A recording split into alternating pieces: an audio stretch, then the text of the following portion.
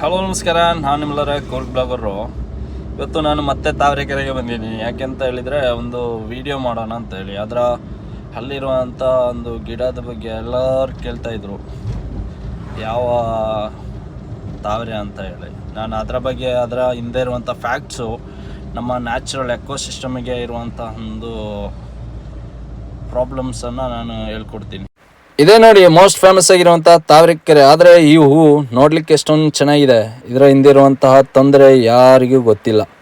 ನಾನು ಹೇಳ್ಕೊಡ್ತೀನಿ. ಮೊದಲು ಈ ಗಿಡ ಇದೆಲ್ಲ ಬೇಗ ಹರಡುವಂತಹ ಒಂದು ಜಲಸಸ್ಯವಾಗಿದೆ.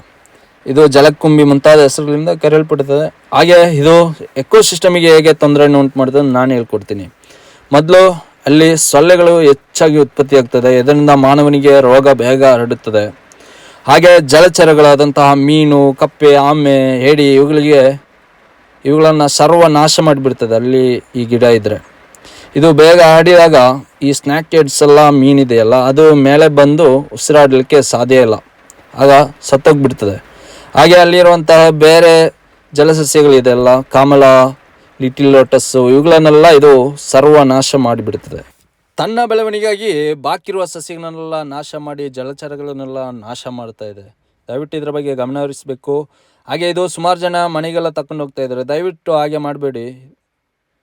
ಹಾಗೆ ವಿಡಿಯೋ ಏನಾದರೂ ಇಷ್ಟ ಆದರೆ ಲೈಕ್ ಮಾಡಿ, ಫಾಲೋ ಮಾಡಿ, ಹಾಗೆ ಎಲ್ಲರಿಗೂ ಶೇರ್ ಮಾಡಿ, ಮರಿಬೇಡಿ.